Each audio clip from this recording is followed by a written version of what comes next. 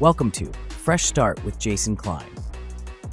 Welcome back to the Fresh Start podcast with attorney Jason Cline, founder of the law office of Jason Cline in Albuquerque, New Mexico. Jason helps individuals and families across New Mexico find clarity and confidence through Chapter 7 and Chapter 13 bankruptcy solutions. I'm Evan Mack, and today we're talking about what happens to your car when you file for bankruptcy and what it really takes to keep it. Jason Cline, sir, welcome back. Thank you, Evan. Good to see you. Good to see you as well. Jason, one of the biggest fears people have is losing that car when they file for bankruptcy. When someone files for bankruptcy, what determines whether they can keep it or not? All right, that's a great question. And this is absolutely one of the biggest worries people have when they're walking into my office. The fear that they're going to file for bankruptcy and immediately lose their car keeps a lot of people from exploring their options. What actually determines whether you can keep your vehicle comes down to a few things. Are your payments current? Is there a lot of equity in the car? Can we protect it with bankruptcy exemptions? And the chapter that you're filing for. In most cases, if the vehicle's necessary for work, your kids, medical appointments, real life, it can be kept. Bankruptcy doesn't exist to punish you. It's meant to help you move forward. As long as we structure the case correctly, people are surprised at how often they get to keep their cars. How does a car loan get treated differently in Chapter 7 versus Chapter 13? So in a Chapter 7, a car loan basically sits outside of the bankruptcy unless you choose to reaffirm it. You either keep the loan and continue paying for it, or you give the car up and walk away from the debt. In a Chapter 13, it's different. The loan can become part of your repayment plan. If you're behind, we can catch up the missed payments over time. And in the right circumstances, we can even restructure the loan to lower the payment or the principal amount to the value of the car instead of what you owe on it, lower the interest rate, stretch out the repayment plan, gives you a more manageable payment. So Chapter 7 is just staying current, keep your car. And Chapter 13, there's a lot more options on being able to keep it.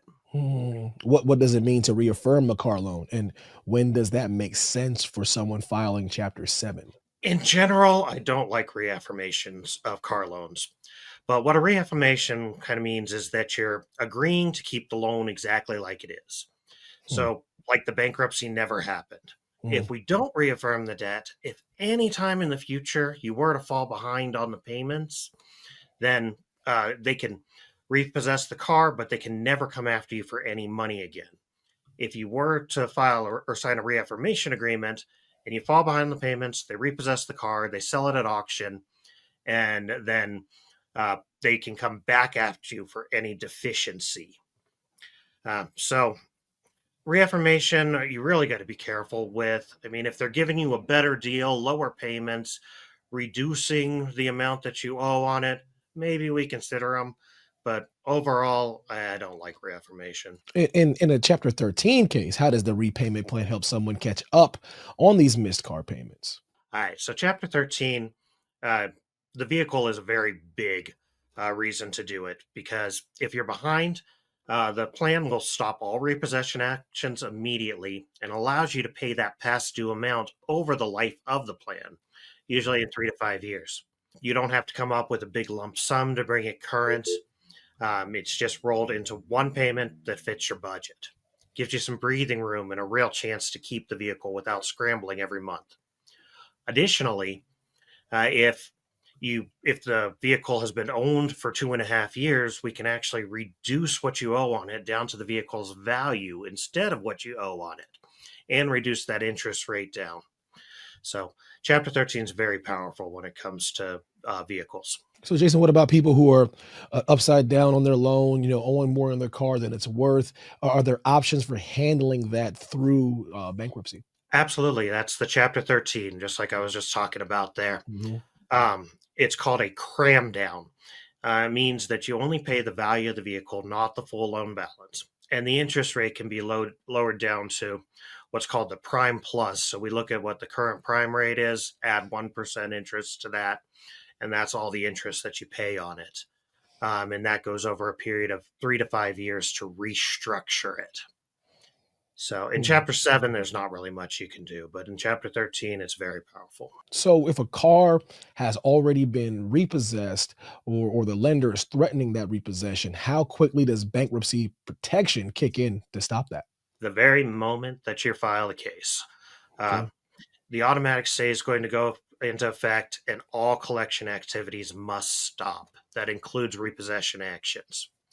Now, if the car has already been repossessed, but it hasn't been sold at auction yet, which takes a minimum of 10 days before they can do that, then we might be able to get it back too.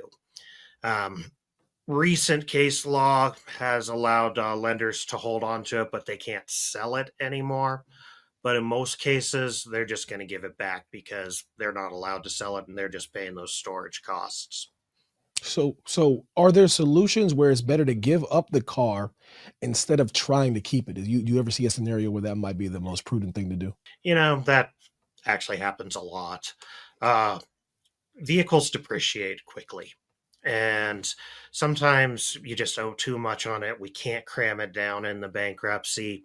Just getting into a new car loan with a newer vehicle could just be better. Um, Also, the interest rate's just too high on it. And we're doing a Chapter 7. Maybe we just want to give it up and get a newer vehicle. Um, or the vehicle isn't running that great anymore. So you really can't sell it for what you still owe on it. So surrendering that car and getting a new vehicle is a great option there too. So giving up the vehicle is not always the end of the world. In fact, it can help you. How do you help clients decide whether a vehicle is worth saving based on the overall financial picture, Jason? Well, you got to look at the full context of it. You got to look at their income and their expenses. Can they afford that vehicle payment? How essential is that vehicle? Do they have another vehicle, a paid off vehicle that can get them around and they don't really need this one? Condition of the car. So, does it need repairs? Is it going to cost more to repair this thing than what it's worth? The interest rate and the payment amount, we got to look at that. Sometimes you just have this awful interest rate. Your payment's way too high, or you traded in a vehicle or another vehicle when you purchased this that you still owed too much on. So they stacked what's called negative equity onto your loan to pay for that last vehicle too. So now you're actually paying for two vehicles instead of one. And then just looking at what the alternatives are. Is there steady income? If we do get a vehicle after filing, what kind of an interest rate are we going to look at? Because it is going to be high after filing, but if you can get into that lower payment or that lower principal amount, it could still get you a lower payment and you can refinance it soon. So, my goal is to just set people up for success, not keep them tied down to something that's going to cause stress later. So with keeping that car moving forward, we can structure a case to protect it. But if it holds them back, we talk honestly about what their other options are. So, Jason, for anyone listening who's behind on these car payments right now, what's the best thing to do before that repossession notice shows up? Talk to me. You need to come in early before that repossession notice shows up. Once it's taken, it's not a guarantee we're getting it back again. So the longer you wait, the less options that you have. If you're behind, just don't ignore that problem. Get the information, understand your rights, and figure out whether Chapter 7 or Chapter 13 gives you protection that you need. Filing before the repossession starts usually gives you more choices, more control, and far better outcomes. Bankruptcy isn't a last-second emergency tool. Use it early, it's a planning tool, and can save your car and lower your stress dramatically.